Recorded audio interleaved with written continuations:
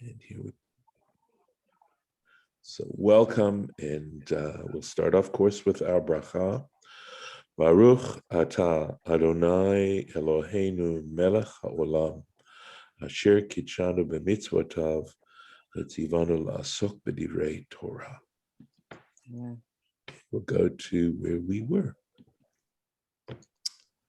Okay, so we are slowly getting through this time when Balak is trying to convince Bilam to come and do the job that Bilam wants to do anyway, but Bilam is sort of, well, he's got God. I mean, he has to have God help him, and God is reluctant to do this and is telling him not to do it, and Bilam really, really, really wants to do it, and Balak really wants him to do it too. So there's complications here.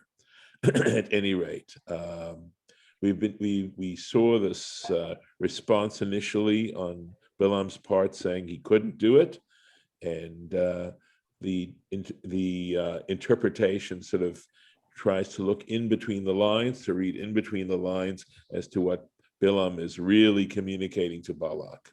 So here we go. So we sent, so Balak sends him even greater princes, with even greater promises of reward, right? And Bilam's initial response is, of course, I've already told you I can't do anything great or small, etc. Okay, but look at this. Va'ata, and now, shvuna vazeh gamatem halayla. Remain here, you too, for the night. Lodge here for the night. So that I can find out Ma Yosef Hashem Daber Imi, what in addition God is going to speak to me. God is going to tell me. God's told him everything he had to tell him. What more, right? And by the way, I think this is so insightful in some ways in terms of ourselves. At least I can speak for myself. When my part of me is telling me, don't do this, and part of me is telling me, oh, I really want to do this. And which voice do you listen to, right? And if you know you're not supposed to do it, don't do it. But, right, you've heard me talk about, trying to overcome our impulses. And Bilam's impulse is to do this, to go and curse the Israelites. And he's being told not to do it. And I feel like, if I can extrapolate for a moment, that in all of our lives, right, we are all given messages. They may not be quite in black and white as this is, and sometimes they are that black and white.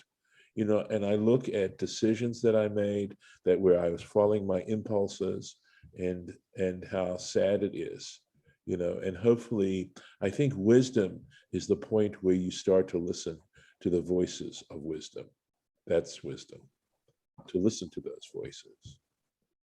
But it's very hard. I think it's a lifelong process. And you understand, I've mentioned this before, but I'm going to say it again because I think it's very important. If we were perfect to begin with, there'd be no need for us to be created. God would not have put us into this world if God didn't believe we were capable of learning. And if we were perfect to start with, there'd be no sense in creating us. Because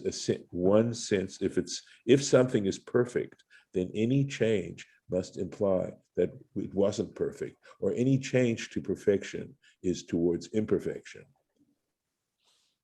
So it's understandable why there is evil in the world, why we are flawed, etc. Because the truth is that human greatness is the ability to overcome those flaws. That's right. They say, Ezehu Gibor, this is from Pirkei Avot, HaKovesh et Yitzro. Who is a mighty person? Who is a hero? The one who overcomes his or her impulses. Kovesh means like to overpower, right? So let's go here. All right. So gam atim, you too. Piv ichshilo, okay. his own mouth, that's Bilam's own mouth, made him stumble. Gam atim, when he says you too, so implies you too. Gam atim, forgive me. Sofchem lelech bepachei nefesh karishonim. You too, in the end, are going to go hopelessly, pachei nefesh, without hope, in a sense, right?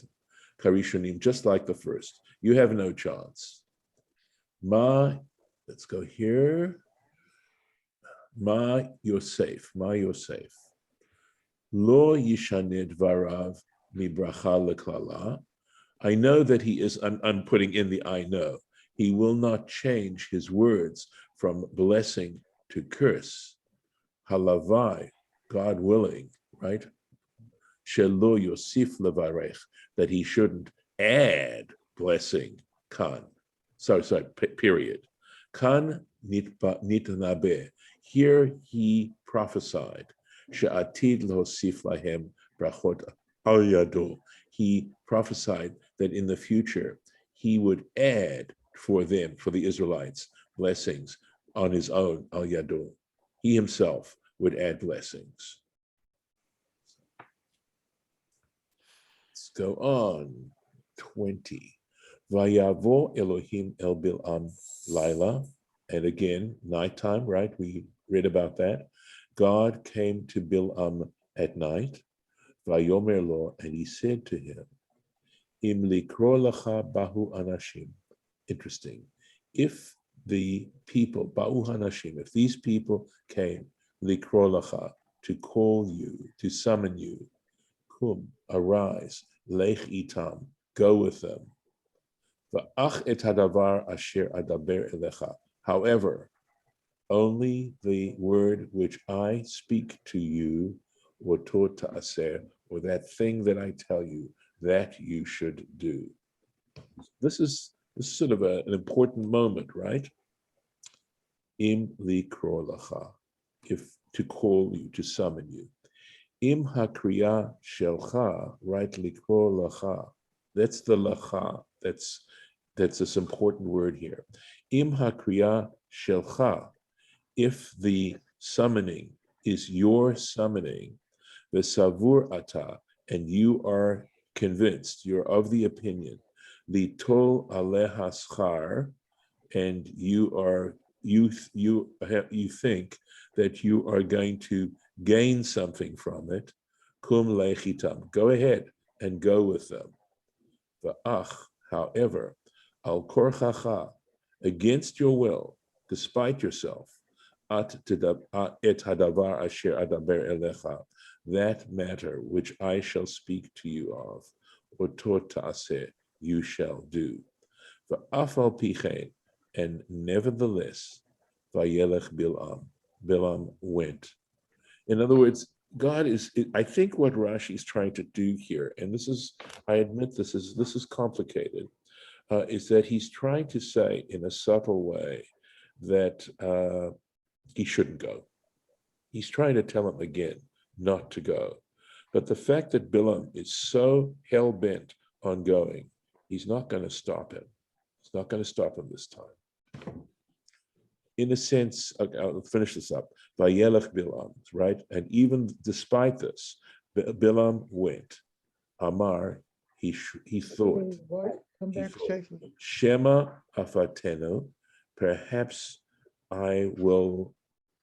Sometimes this word is used to like seduce, but it means like to convince otherwise, right? Or I will coax him, something like that. Vayitratzeh, and God will be appeased, right? That somehow I'm going to do something and God's going to approve. On my side, I'm going to do this.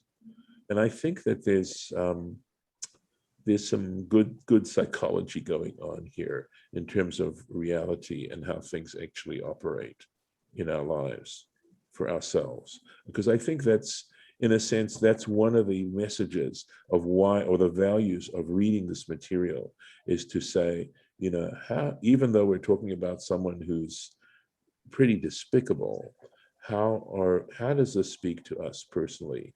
Are we willing to look into our own dark sides and bring them to light and somehow learn a lesson from this all? So he's not getting the message. He isn't really getting the message. So first things first, right? I mean, this tells you how eager he was. Bilam arose in the morning. Vayachavosh et atono. And he himself, he saddled his donkey, right? He had servants, but he himself, he's so eager to do this. And I think Rashi is going to bring out an interesting observation regarding that particular fact. Vayelech, and he went. I have to do this.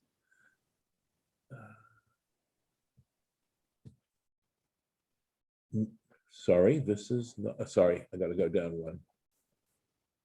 Im Sarei Moav, and he went along with the princes, the captains, the leaders of Moab. Go back to here. Okay. Vayachavosh et atono. So Rashi is going to pull out this fact that this little detail that is given here of Bilam doing, saddling his own donkey. I'm sorry it keeps doing that. Forgive me. I think it's the way I'm touching the pad. Okay. Vayachavosh et atono. So, Nikan, from this we learn, Shehasinah mekalkelet et hashura, that hatred, mekalkelet ashura, means it changes, it ruins the normal order of things, right? Shechavash hu ba'atzmo, that he himself saddled the donkey. So it's saying that when we either love, he's going to bring this out in a moment, or whether we hate, it changes the normal order of things. So there's a normal order in which normally he would ask his servant to saddle the donkey for him in this particular example. But because he was so eager to do this wicked thing, he did it himself. He didn't want to wait for that. So we'll see. Amar HaKadosh Baruch Hu, either said or thought, the Holy One, blessed be He. Rasha, he says, in a sense, he's addressing Bilam, and he says, Rasha, you wicked one, Kfar kadmecha Avraham avihem. Already, Abraham has preceded you. Abraham, their patriarch, has preceded you. Shene'emar, because back in Genesis, it says, chapter 22, and this is when God is telling Abraham to sacrifice Isaac, his son. Vayashkem Avraham, it says there, Abraham arose early, Baboker, right? Baboker, in the morning. Vayachavosh et chamorbo, and he saddled his donkey. So there are two things that change the normal order of things. And of course, one of them is hatred, and the other is love. That when you love to do something, if it's something you really love doing or you want to do, then you won't go necessarily through normal channels. You'll try and short circuit it. And likewise, hatred. Well, is this implying that Abraham's love for God changed something? Yes. So go ahead. Okay, I'm sorry, I didn't mean to interrupt you. No, but maybe you were about to further I was going to answer your question. Yeah. Okay, so yes, because we know that he actually took servants with him. We know for a fact that Abraham took servants with him on his way. And yet at the same time, it's saying he saddled his donkey. So again, normally you leave it for the person who's responsible for that to do their job. But Abraham, it's a way of describing just how much that Abraham loved God, even to do something that was so painful to him. And by the way, excuse me, it's just as I talked to you about how the Bible sets up the story of Joseph and Jacob, and when we were talking about favoritism, likewise, the Bible, the literature of the Bible just sets this up, right? We know that the one thing Abraham was afraid of was dying without an heir, right? And now, at 100 years old, God grants him this. And then God says, I want you to sacrifice him. So, good.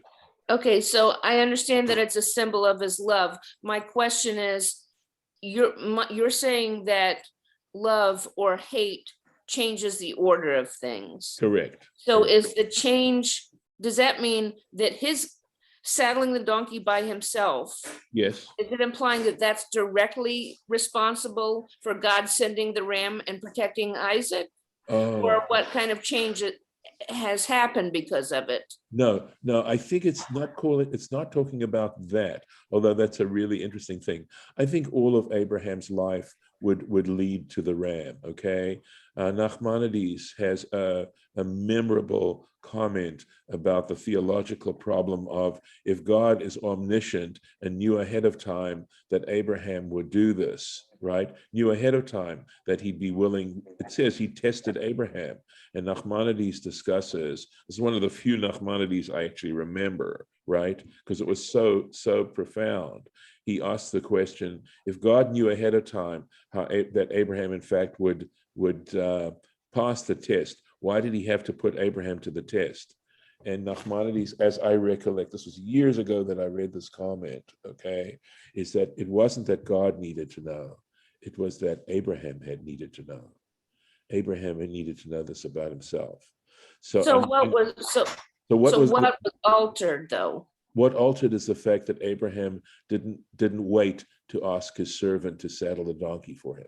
It's that simple. Oh, I see what you're saying. So the altering is the doing the thing out of hatred or love. Correct. Okay, I get it. I'm so glad you asked the question. Okay. I hope that, when I'm doing this with all of you, you're not sort of puzzled by what I'm saying or sort of have this feeling of not really being able to follow. So please ask the questions.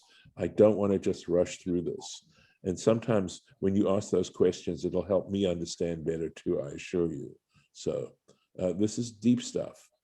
Im Sarei Moav, with the captains, the princes, I suppose Sarei is more, Sar is talking about a person who's in a leadership capacity here, right? Dignitaries here. Yeah, okay, cool.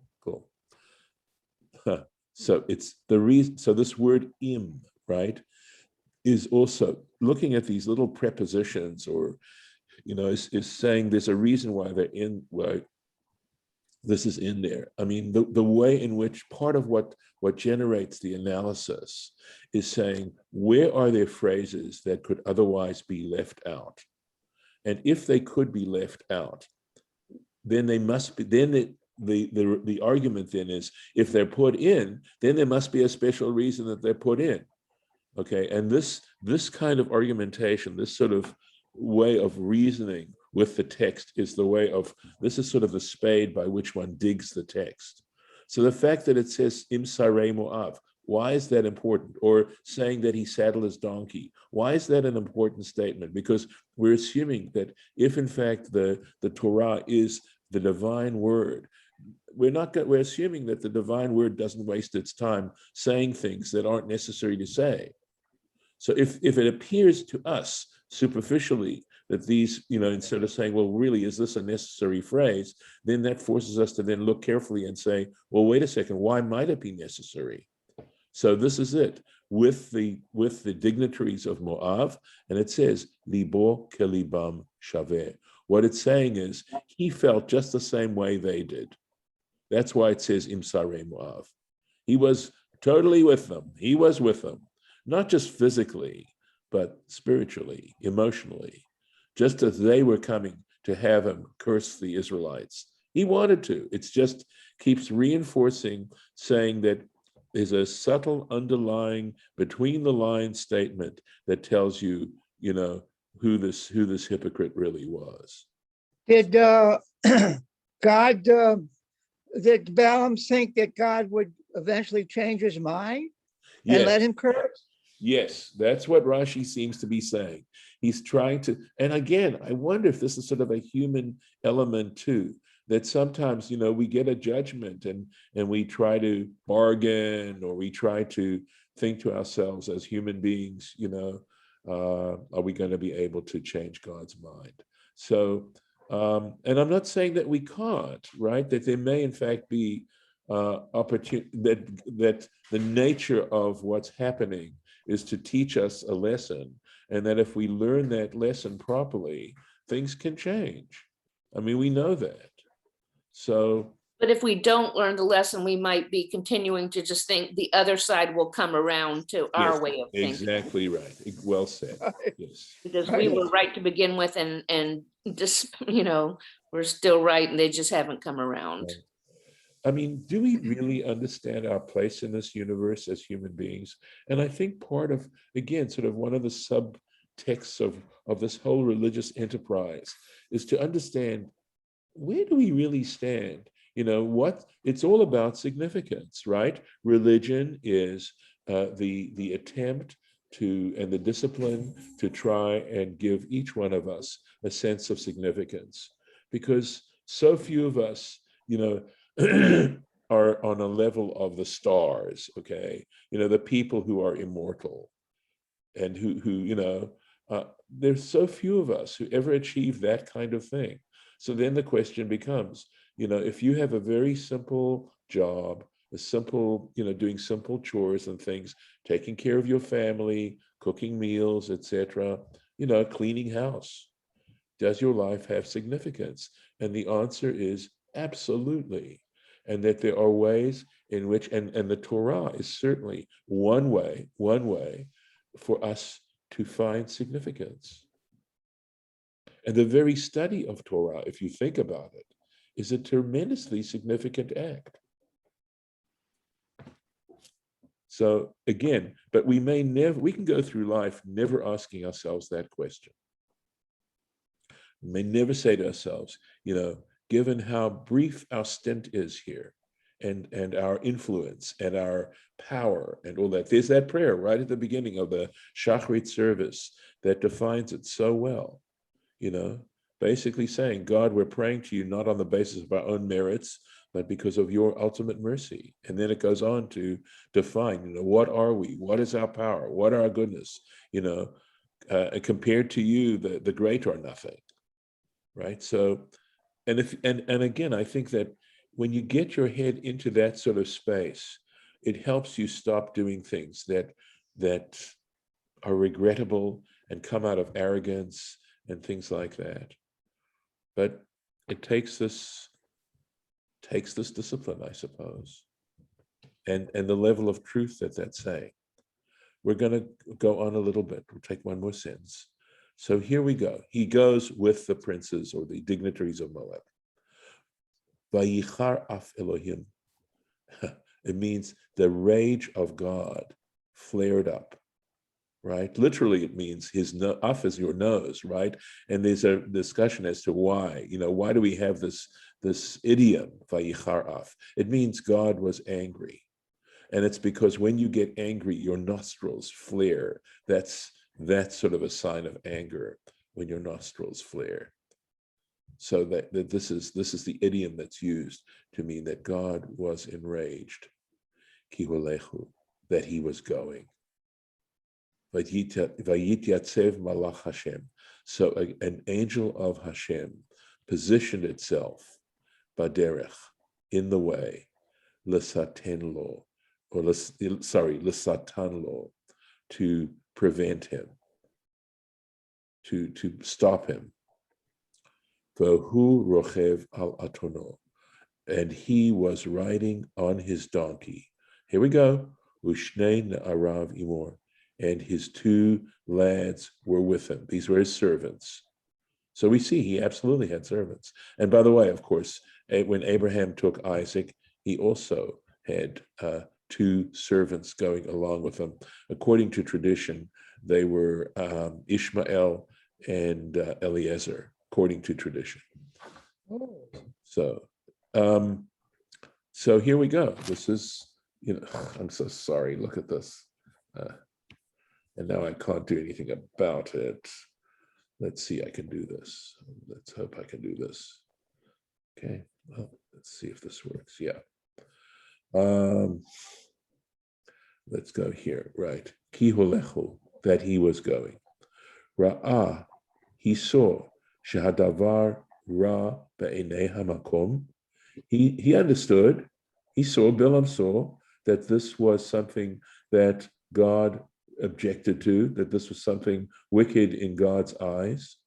But he desired, he had a ta'ava to go, right? A deep desire.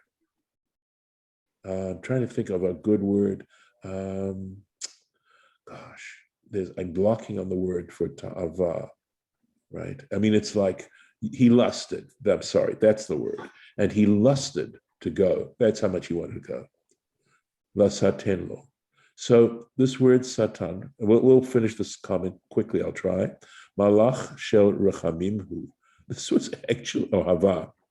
This was actually an angel of mercy. The Haya Rotze Liman'o. So this was trying to prevent him, Bilachto, from sinning. Shelo Yechta V'Yabed, so that he not sin, that is Bilam, not sin and be destroyed. So this angel that was trying to prevent him really was. So again, I mean, I look into my life, and think of things that sort of seemed, I wanted to do something. And then there were these little obstacles that tended to offer themselves up. And I've tried to become a little bit more sensitized to questioning myself as to that decision when these sorts of things start to happen. And it's not black and white. Sometimes you're being tested. And you're being, if you know for a fact that what you're doing is a good decision, right? Sometimes you're going to be tested. But sometimes when it's a questionable decision, you'll get these little signs of little things happening to mess up what you're trying to do. And that's how I understand this passage and sharing that with you. Ushnei Na'arav Imor, his two servants were with him, the young lads, right, or lads. Mikan, from here, la'adam chashuv, for an important personage, someone who's important, hayotze laderech, who is going out on the way, who's going to take a journey, yolich imo, he should take with him, shnei anashim, two people, leshamsho, to serve him, v'chozrim, umishamshim ze etzeh, and everyone, they return and they serve one another. Okay, I think that's the two servants. So if he's an important person, it's okay if he has people to serve him. But the servants themselves should serve each other. Now, it could mean possibly that everyone does, but I sense that at least contextually, that's what this means. And I'm going to stop the share and for sure. And yes, in my second Rashi, there's a parenthetical note that says the name VUVH denotes the attributes of mercy. Is that just some kind of typo? What the heck is VUVH? Oh, it's Hashem, I think. Remember I can go back quickly to the text.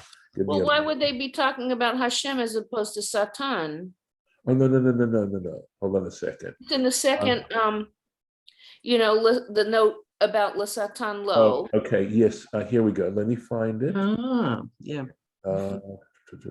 Because it says Malach Hashem, right up. Okay, I need to show you the place. I'm not screen sharing now, but let me do that. Okay, the fact that it says Malach Hashem and it has the Yud K Vav K, that's what they're referring to. Okay. The fact that it says Malach Hashem. Okay, so mercy. Yes. Do we assume that Malach Hashem, who is merciful, is Raphael? Not necessarily, because I think if I look at the name Raphael, it's not Raphae, which means to heal, right? Okay. So I think Raphael is more the Malach that heals us. Now, of course, we talk about Refuat HaNefesh, Refuat HaGuf. So Golda, I don't want to toss away your suggestion. No, that's because fine. It could be that this angel was coming to heal his spiritual disease. Maybe. Okay, so it's Well, possible. it's either that or it's Satan, so. Well, no. Okay. I know. Yeah, no, I think it is the word Lisaten law comes from the notion, the reason why we call that particular angel Satan, right? Mhm. The reason Right. we do, and we're still recording, by the way, That's is good. is that that angel comes to trip us up. In other words, it's a way of trying to deal with the fact that we are tempted. Okay. And the other thing about this angel, he's a really mean angel, because on the one hand, he tries to trip us up by leading us into temptation. And at the same time, the moment we give in to those very strong temptations, he is a tattletale and he runs straight up to heaven to tell God about what we're doing. That's how nice he is. He's And any disgusting. boo-boo. Yeah. Okay, Lauren, I know. Yeah, I know Lauren had to go. Okay, let me stop the recording and